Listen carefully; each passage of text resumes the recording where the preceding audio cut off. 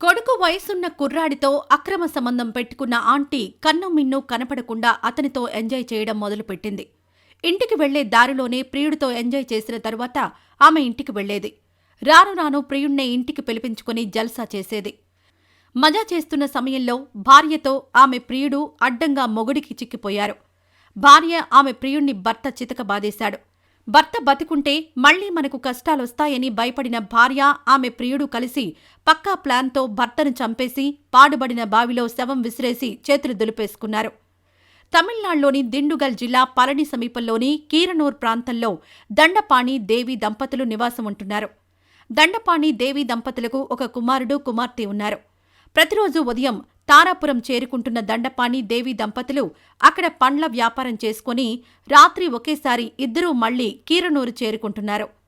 ఫిబ్రవరి 14వ తేదీన ప్రేమికుల రోజు రాత్రి దేవి మాత్రమే తారాపురం నుంచి ఒంటరిగా కీరనూరుకు వెళ్ళింది. దండపాణి ఎక్కడా అంటూ చుట్టుపక్కల వాళ్లు బంధువులు దేవిని ప్రశ్నించారు. తన భర్త దండపాణి పనిమీద దుండిగల్ వెళ్లాడని 2 రోజుల తర్వాత వస్తానని చెప్పి వెళ్లాడని దేవి అందరినీ నమ్మించింది. 2 రోజుల తర్వాత దేవి కీరనూరు పోలీస్ స్టేషన్కు చేరుకుని తన భర్త దండపాణి ఊరికి వెళ్లి వస్తానని చెప్పి తర్వాత ఇంటికి రాలేదని పోలీసులకు ఫిర్యాదు చేసింది.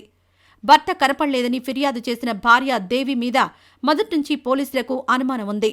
దండపాణి కోసం వెతకడం మానేసిన పోలీసులు దేవి మీద నిఘా వేయడంతో అసలు విషయం బయటకొచ్చింది. కీరనూరు ప్రాంతంలో నివాసముంటున్న అభిషేక్ అనే యువకుడు దేవి కొడుకు స్నేహితుడు. అభిషేక్ ఆంటీ దేవికి దగ్గరయ్యాడు.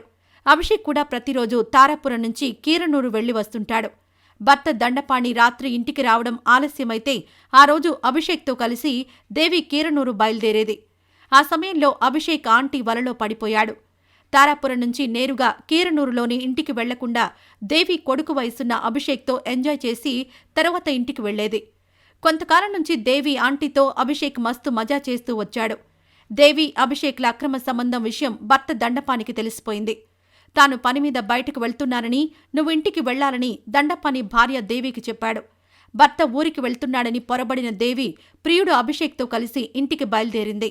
ఎప్పట్లాగే మార్గమధ్యంలో మస్తు మజా చేస్తున్న సమయంలో భర్త దండపాణి అతని భార్య దేవి ఆమె ప్రియుడు అభిషేక్ను రెడీ హ్యాండెడ్గా పట్టుకున్నాడు. భార్య దేవితో ఎంజాయ్ చేస్తున్న అభిషేక్ను పట్టుకున్న దండపాణి అతన్ని చితకబాదేశాడు.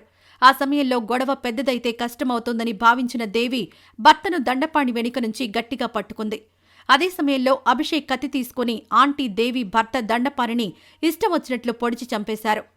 దండపాణి ముఖానికి కవర్ చుట్టేసిన దేవి ఆమె ప్రియుడు అతని శవాన్ని పాడుబడిన బావిలో విసిరేసి చేతులు దులిపేసుకున్నారు. తన భర్త ఊరికి వెళ్లి కనబడ్డం లేదని తప్పుడు కేసు పెట్టిన దేవి ఆంటీ ఆమె ప్రియుడు అభిషేక్ ఇప్పుడు అడ్డంగా పోలీసులకు చిక్కిపోవడం కలకలం రేపింది. ఇక ఇదిలా ఉంటే వివాహం చేసుకున్న మహిళ ఆమె భర్తతో జీవితాంతం సుఖ సంతోషాలతో ఉండాలని కలలు కనింది. వివాహం జరిగిన 6 నెలలకే దంపతుల మధ్య తేడాలొచ్చాయి. పెద్దలు రాజీలు చేసి ఇద్దరినీ ఒక్కటి చేశారు. దంపతులకు ఓ కూతురు పుట్టింది. రాను రాను భర్త తీరుతో భార్య మండిపడుతూ వచ్చింది. పంచాయతీలు పోలీస్ స్టేషన్ వరకు వెళ్లాయి. పోలీసులు దంపతులకు కౌన్సిలింగ్ నిర్వహించి రాజీ చేసి పంపించారు. ఎలాగో తన అక్రమ సంబంధాల గురించి అందరికీ తెలిసిపోయిందని అనుకున్న భర్త ఇంట్లో అతని భార్య ముందే అక్రమ సంబంధం పెట్టుకున్న మహిళలతో వీడియో కాల్ చేసి మాట్లాడడం మొదలుపెట్టాడు. ఇదే విషయంలో దంపతుల మధ్య రచ్చ జరిగింది. గొడవ పెద్దది కావడంతో పక్కా ప్లాన్ ప్రకారం భర్త అనుకున్నంత పని చేశాడు. భార్య తల్లికి ఫోన్ చేసిన భర్త మీ కూతురు మెట్ల మీద నుంచి జారి పడిపోయిందని, మాట్లాడడం లేదని చెప్పాడు. వెంటనే ఆమెను ఆస్పత్రికి తరలించారు. అప్పటికే భార్య ప్రాణాలు గాల్లో కలిసిపోయాయి. మా కూతురిని అల్లుడు చంపేశాడని ఆమె కుటుంబ సభ్యులు కేసు పెట్టారు. భర్త మొబైల్ ఫోన్లో అతను అనేక మంది మహిళలు, అమ్మాయిలతో చాలా సన్నిహితంగా తీసుకున్న ఫోటోలు, వీడియోలు బయటపడ్డం కలకలం రేపింది. చెన్నైలోని వినోద్ అనే యువకుడు నివాసముంటున్నాడు. వినోద్కు హేమవతి అనే యువతినిచ్చి వివాహం చేయాలని పెద్దలు నిర్ణయించారు. పెళ్లి చేసుకోవడానికి వినోద్, హేమవతి గ్రీన్ సిగ్నల్ ఇచ్చారు. 2015లో హేమవతి, వినోద్ల వివాహం గ్రాండ్గా జరిగింది. వినోద్ను వివాహం చేసుకున్న హేమవతి ఆమె భర్తతో జీవితాంతం సుఖ సంతోషాలతో ఉండాలని కలలు కనింది. వివాహం జరిగిన 6 నెలలకే వినోద్, హేమవతి దంపతుల మధ్య తేడాలొచ్చాయి. పెద్దలు రాజీలు చేసి ఇద్దరినీ ఒక్కటి చేస్తూ వచ్చారు. హేమవతి, వినోద్ దంపతులకు 5 సంవత్సరాల వయసున్న ఓ కూతురు ఉంది.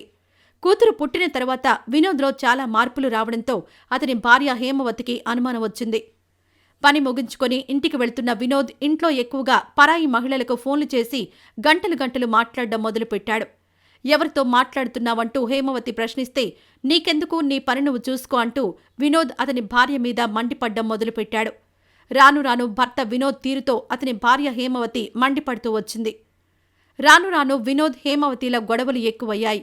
వినోద్ హేమవతి పంచాయతీలు 3 సంవత్సరాల క్రితం ఇంకా ఎక్కువయ్యాయి. హేమవతి వినోద్ల పంచాయతీలు పోలీస్ స్టేషన్ వరకు వెళ్లాయి. పోలీసులు వినోద్ హేమవతి దంపతులకు కౌన్సిలింగ్ నిర్వహించి ఇద్దరికీ రాజీ చేసి సంతోషంగా జీవించాలని సలహా ఇచ్చి పంపించారు. ఎలాగో తన అక్రమ సంబంధాల గురించి అందరికీ తెలిసిపోయిందని అనుకున్న వినోద్ ఇంట్లో అతని భార్య హేమవతి ముందే అక్రమ సంబంధం పెట్టుకున్న మహిళలతో వీడియో కాల్ చేసి మాట్లాడడం మొదలుపెట్టాడు. భార్య హేమవతి ప్రశ్నిస్తే ఇప్పటికే నా మీద కేసు పెట్టావు కదా, నీకు దిక్కున్న చోట చెప్పుకో అంటూ ఎదురు తిరిగాడు. ఇదే విషయంలో వినోద్ హేమవతి దంపతుల మధ్య రచ్చ జరిగింది. గొడవ పెద్దది కావడంతో పక్కా ప్లాన్ ప్రకారం వినోద్ అతని భార్య హేమవతి గొంతు నులిమి చంపేశాడు. తర్వాత భార్య హేమవతి తల్లికి ఫోన్ చేసిన వినోద్ మీ కూతురు మెట్ల మీద నుంచి జారి పడిపోయిందని, మాట్లాడడం లేదని చెప్పాడు. వెంటనే హేమవతి అన్న, ఆమె కుటుంబ సభ్యులు ఇంటికి చేరుకొని హేమవతిని ఆస్పత్రికి తరలించారు. అప్పటికే హేమవతి ప్రాణాలు గాల్లో కలిసిపోయాయని వైద్యులు చెప్పారు. మా కూతురు హేమవతిని అల్లుడు వినోద్ చంపేశాడని ఆమె కుటుంబ సభ్యులు కేసు పెట్టారు. వినోద్ మొబైల్ ఫోన్లో అతను అనేక మంది మహిళలు, అమ్మాయిలతో చాలా సన్నిహితంగా తీసుకున్న ఫోటోలు, వీడియోలు బయటపడ్డం కలకలం రేపింది. అయితే పోస్టుమార్టం నివేదికలో హేమవతి ఎలా చనిపోయింది అని ఖచ్చితమైన సమాచారం తెలిసిన వెంటనే కేసు నమోదు చేస్తామని పోలీసు అధికారులు అంటున్నారు. భార్య హత్య కేసులో వినోద్ మీద కేసు నమోదు కావడంతో అతని మొబైల్ ఫోన్ను పోలీసులు స్వాధీనం చేసుకున్నారు. ఇంతకాలం వినోద్తో చట్టాపట్టాలేసుకుని తిరిగిన అమ్మాయిలు, వినోద్తో వీడియో కాల్లో గంటలు గంటలు మాట్లాడిన వివాహిత మహిళలు ఇప్పుడు హడలిపోతున్నారు. వినోద్ భార్య హత్య కేసులో ఎక్కడ మమ్మల్ని పోలీసులు విచారణ చేస్తారో, ఎక్కడ మాకు లేనిపోని సమస్యలొస్తాయో అంటూ కిలాడీ లేడీలు హడలిపోతున్నారని తెలిసింది. మొత్తం మీద పరాయి స్త్రీల వ్యామోహంలో ఇంతకాలం ఎంజాయ్ చేసిన వినోద్కు ఇప్పుడు సినిమా కనబడుతోంది.